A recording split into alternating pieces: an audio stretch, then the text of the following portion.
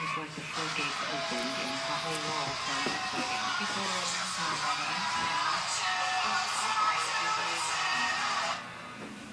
Mr. and Mrs. Kevin Jonas. Now they have their own reality show, and the in-laws are along for the ride. Lead us over the edge. This is Kevin and Danny Jonas, the E! Entertainment Special.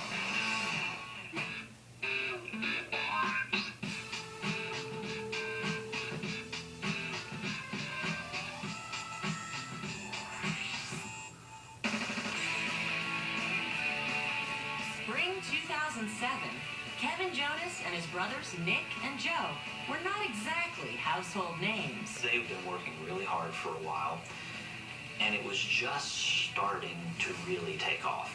Most people at that time did not know the Jonas Brothers, individually or collectively. First it was me as a solo artist, and then I wrote a song with my brothers, and it became a group record. We'd been with another label, with Columbia. We had then been let go from them. We were pretty bummed out when we got dropped from Columbia. We left with our masters and took everything with us and decided, all right, let's go and do something else. One opportunity came along, and we got signed with Hollywood Records. We just went to LA, and we were like, let's go try this out. And we released our first single called Year 3000. That song kind of triggered something.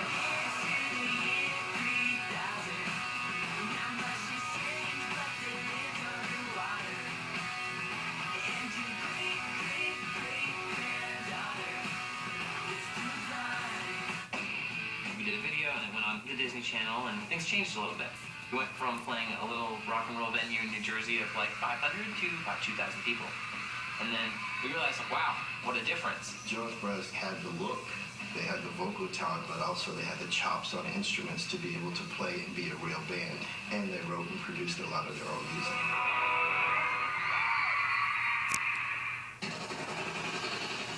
Just before the release of the boys' first album for Hollywood Records, they went on a much-needed vacation.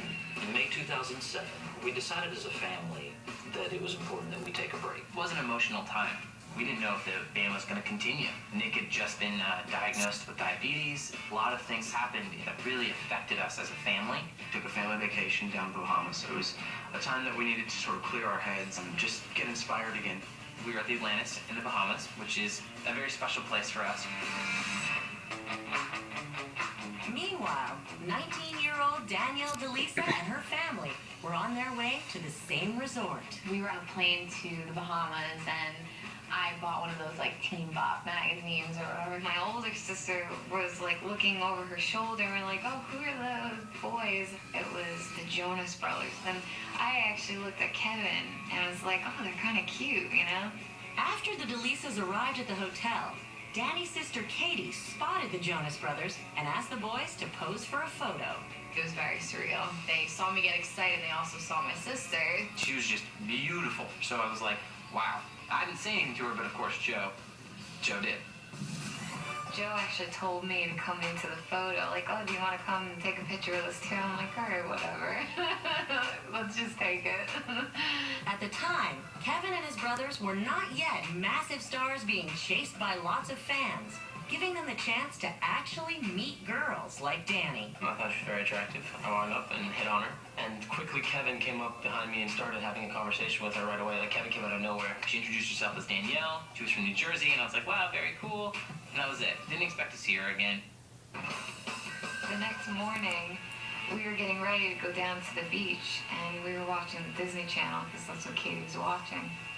And the music video for their song was on, and she's like, there they are again, see, like, they're really on TV. And I was like, okay, let's go to the beach. It was our last day of vacation. I walked down the beach, and this girl in this beautiful black bathing suit walks by with this flower in her hair. I thought, like, she carried herself in a great way, and it just impressed me. And then I see who it is, and it's Danielle. And I believe that it was meant to be. All of a sudden, I hear my name, and I'm like, who knows me here, you know? So I turn around, and it's him, and he remembered my name, and he asked if he could join us on the slide. And I was like, oh, sure. And I was like, all right, good. Here we go. So then I had to put the game on. You know, I had to, like, start pursuing her hard. And so then we started hanging out. They go on the slides, and they have a nice afternoon together.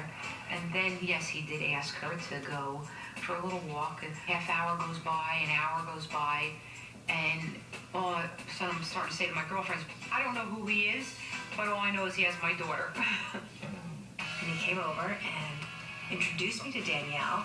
That was probably the best first impression of any young lady I've ever had, of any of the girls that my sons have dated. She was just really adorable, and I thought, well, I hope she can like Kevin.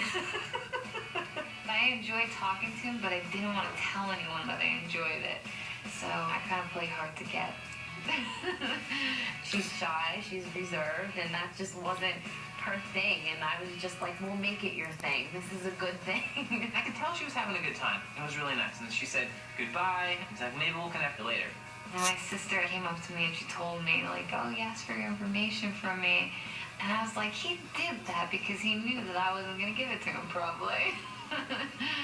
Danielle definitely was not into giving out her number, so before he left, I gave him one of my business cards. That's basically how the whole thing started. And what she happened to say when this was all said and done was, I'll never hear from them again.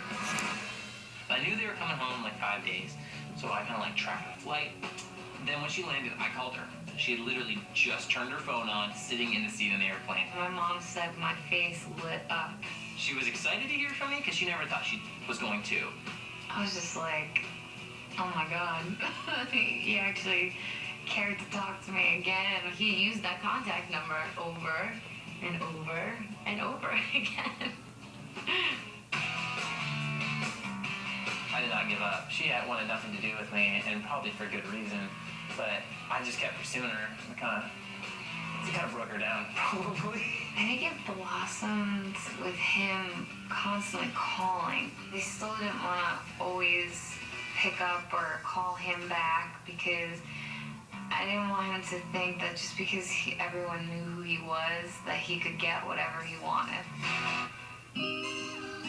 Kevin and Danny's first date was at her friend's high school graduation. He actually showed up, and I was shocked. So we hung out a little bit, and then he had to go back to the city. So I took him outside and was saying goodbye to him, and he gave me a hug, and then he gave me a kiss, and it was... They were nervous lips.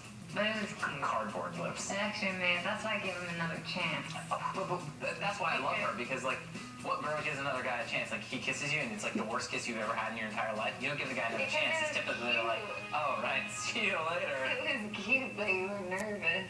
Coming up, There were many nights where she would cry, and I thought that's a horrible way to go to school. and later, It is. So great. you look just like a freaking princess.